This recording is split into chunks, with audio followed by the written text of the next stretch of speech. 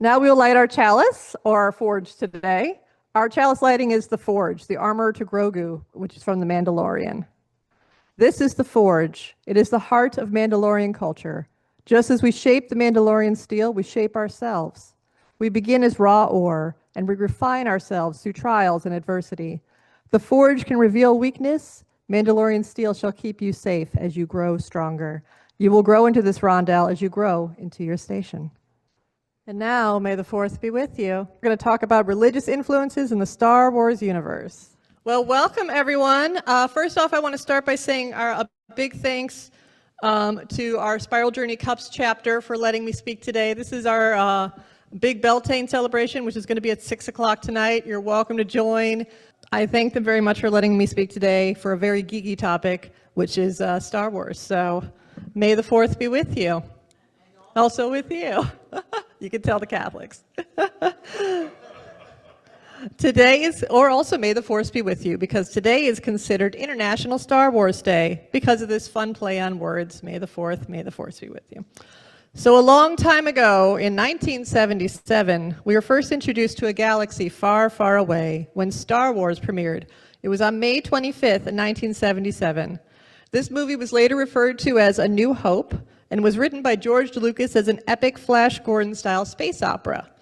Now, unless you're actually from a galaxy far, far away, you probably already know that Star Wars is set in a fictional galaxy under the rule of the tyrannical Galactic Empire, and the film follows a group of freedom fighters known as the Rebel Alliance, who aim to destroy the Empire's newest weapon, the Death Star. Now, when the Rebel leader's Princess Leia is captured by the Empire, Luke Skywalker acquires stolen architecture plans of the Death Star and sets to rescue her while learning the ways of a metaphysical power known as the Force. Yes, he learns this from Jedi Master Obi-Wan Kenobi. Now, Star Wars was a surprise hit and quickly grew to be a cultural phenomenon, spawning an original trilogy of movies followed by more movies, TV series, specials, books, merchandise, parodies, and a special effects company, all from this one franchise. And George Lucas had faith in his potential. He took a huge gamble by trading some of his movie salary to retain his rights to all merchandise and subsequent sequels. He also created an entire visual effects company, Industrial Light and Magic, to invent new techniques to bring his space epic to life. These leaps of faith revolutionized the entire movie industry. And it's not just the movie industry. It's found its way into our political discourse, with stories of political upheaval and the fight for democracy. And this was intentional by George Lucas. It is at its core a story about the power of the people over oppression. From left to right and everywhere in between, all politicians have claimed to be the Rebel Alliance fighting the Empire. And as May the 1st is International Workers' Day, here are some motivational Star Wars quotes for each of our own resistances, some of which you heard a little earlier. The day we stop believing democracy can work is the day we lose it. That's from Queen Amidala. We have hope. Rebellions are built on hope. Jyn Erso. A tyrant can make anything seem to be the will of the people. Senator Leia Organa. And that's how we're going to win. Not fighting what we hate, saving what we love. From Rose Tico. And it's not just love that gives us, and it is that love that gives us a deeper level of spirituality, with the concept of the Force connecting us all together. Clearly, there is no aspect of our modern world Star Wars has not influenced. But being a UU multi-faith service, spirituality is where we're going to set our focus for today. So, big question, is Star Wars religious? It's a big question even the creator George Lucas was unsure of. He said it's not inherently religious, but his concept of the Force was created to awaken a sense of spirituality. And while the spirituality of the Star Wars universe is fictionalized, it does draw influences from many sources. The Star Wars saga is a classic hero's journey, taking on the epic adventures through many trials and tribulations, tests and triumphs.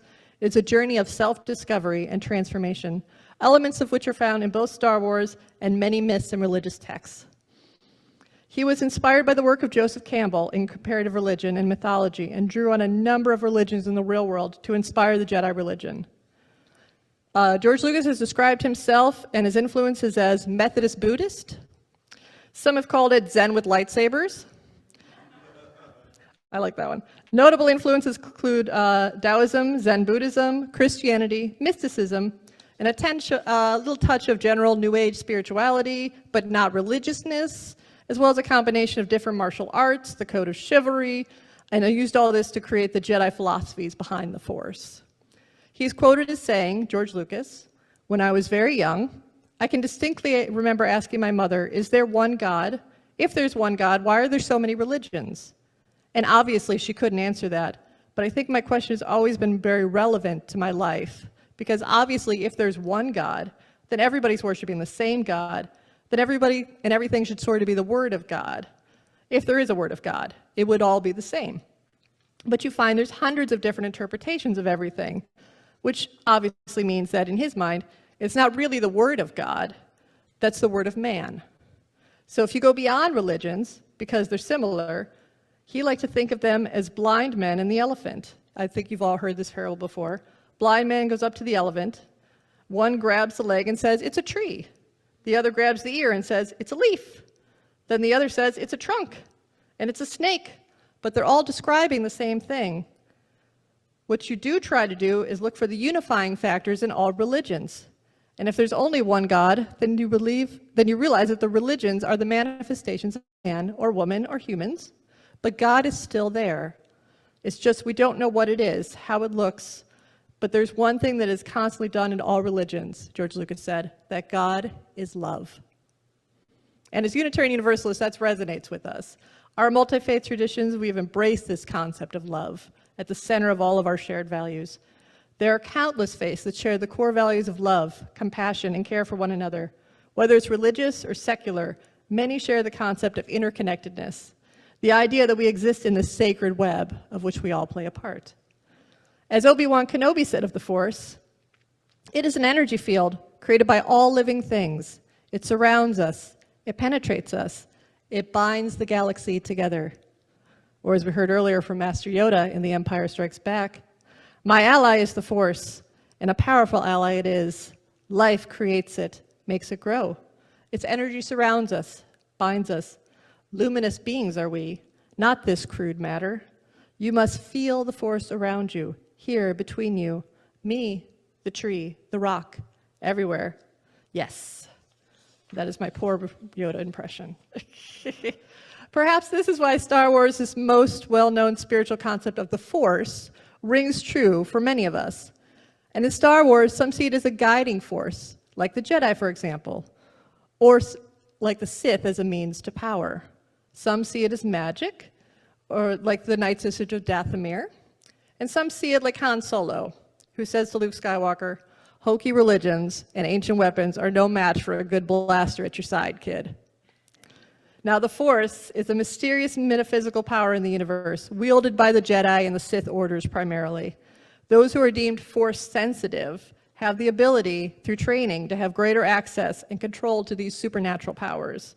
And this allows them to move objects and influence thoughts, among other things. Now, who among us has not held out their hand and tried to move things with the Force? I definitely have, and I know some of you have tried it as well. The Force itself is not passive. It is a power that speaks and has a will. It is not only a source of power the Jedi can harness, but a spiritual essence to which they can relate. In The Phantom Menace, Jedi Master Qui-Gon Jinn tells Anakin Skywalker that midichlorians are a microscopic life form that resides within all living cells and communicate with the Force. In other words, the more midichlorians you have, the greater ability you have to commune and communicate with the Force. Now, the midichlorians, however, are not the Force itself. They are merely the biological entity that acts as a connection point with that power. Qui-Gon Jinn explains further, without the midichlorians, life could not exist and we would have no knowledge of the Force. They continually speak to you. They whisper. They tell you the will of the Force. And when you learn to quiet your mind, you will hear them speaking to you. Perhaps if we all quiet our minds, and we do that more often, we too can hear the Force. But the question is, what will you hear? The Force in Star Wars is shown to have two paths, the light side and the dark side. George Lucas is quoted as saying he wanted to awaken a certain kind of spirituality in young audiences, suggesting a belief in God without endorsing any specific religion. He developed the Force as a non-denominational religious concept, distilled from the essence of all religions, premised on the existence of good, or God, and the distinct ideas of good and evil. Lucas said there is a conscious choice between good and bad, and the world works better if you're on the good side. These Jedi warrior monks are modern versions of the Shaolin monk, the European knight, and the samurai warrior, all mixed together. And both the Jedi and the Sith orders follow a code and a foundational text, like many established religions. Now our heroes, the Jedi, they are the peacekeeping group of the warrior monks. They are largely seeking to become one with the Force, matching their personal wills with the will of the Force. The villains of the saga, which are the Sith, try to bend the will and use additional abilities gained through the Force toward their own selfish and destructive desires. Characters' actions are often described as either helping to bring balance to the Force or the opposite, causing a disturbance in the Force. This concept of light and dark, good and evil, is found in many religions. Some religions see this as a rigid concept, something is either all good or all evil. In the biblical monotheistic religions, we find a duality of good and evil in lots of texts, with God and an adversarial influence. Perhaps people in their faith are encouraged to turn to what is good, or to God, and away from evil, which may be an entity such as the devil, or a separation from God. For some of the polytheistic or agnostic paths, such as Buddhism and paganism, the concept is much more fluid. The magic of the forces of the universe are themselves neutral. It is our intent. It is our actions and our thoughts that influence how they are used. These may be interpreted as good or evil actions, but it is not the thing itself is evil. It is our intention. Of course, these are very simplified explanations of very complex concepts, but the idea of the Force in Star Wars was intentionally a simplistic concept that is easy to relate to. So much so that some have brought it from the screen to their real religious practices. The Temple of the Jedi Order is a real religion with real people who live their lives according to the principles of Jediism, the real-life Jedi religion and philosophy. Now, is it a real religion? Well, what is a real religion? And who am I or any of us to judge what is a real religion? In their tenets, these are the tenets of the Jedi Order. We believe in the Force and the inherent worth of all life within it. In the sanctity of the human person, we oppose the use of torture and cruel and unusual punishment, including the death penalty. We believe in a society governed by laws grounded in reason and compassion, not in fear or prejudice. In a society that does not discriminate on the basis of sexual orientation or on circumstances of birth, such as gender, ethnicity, and national origin. In the ethic of reciprocity, and how moral concepts are not absolute, but vary by culture, religion, and over time. In the positive influences of spiritual growth and awareness of society. In the importance of freedom of conscience and the self-determination within religious, political, and other structures. In the separation of religion and government and the freedoms of speech, associations, and expression. Now, anyone who knows the UU principles will be familiar with some of those concepts. It's very standard, similar to also our values, love at the center, justice, equity, transformation, pluralism, interdependence, and generosity. Now, there is a universal feeling of the principles of the Jedi Order that ring true for both religious and secular beliefs. The concept of the golden rule. You've heard of the golden rule. Do unto others as you would have done unto you. Love your neighbor. Care for one another. Basically, be a decent person. Feel the Force. And many in the Star Wars universe feel the Force, and they follow the values of this interconnected Force, even if they have not learned like a Jedi to wield it. For example, the Guardians of the Wills, who are seen in Rogue One, they guard the sacred Jedi sites. They believe in the Force, and they attempt to sense its will, but they are not necessarily able to use it the way a Jedi uses it. We learn that the Force is a part of us, even if we do not study and harness its power.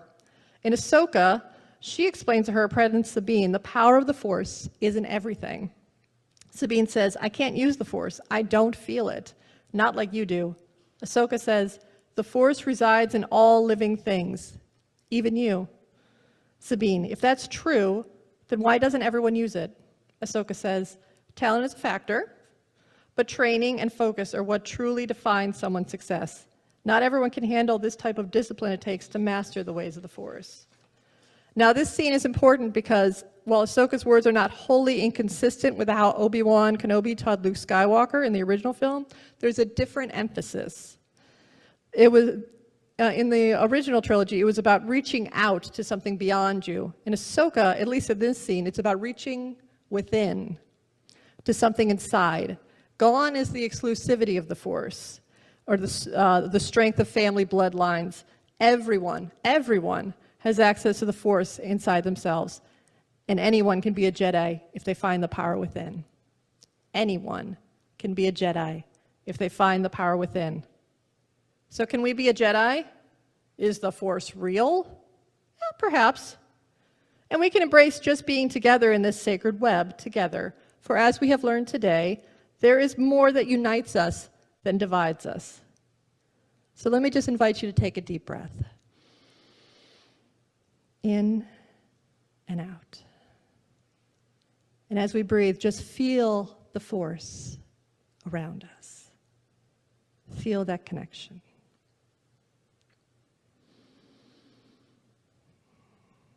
Breathing in, I am one with the Force. Breathing out, the Force is with me. I am one with the Force. The Force is with me. I am one with the Force. The Force is with me. I invite you all to be one with the Force. Do or do not. There is no try. And may the Force be with you always. Thank you all. And also with you. Our chalice extinguishing is from Admiral Holdo from The Last Jedi. We are the very last of the resistance, but we are not alone. In every corner of the galaxy, people know our symbol and put their hope in it. We are the spark that will light the fire and restore the Republic. The spark is the resistance must survive. That is our mission. Now go back to your stations, and may the Force be with us.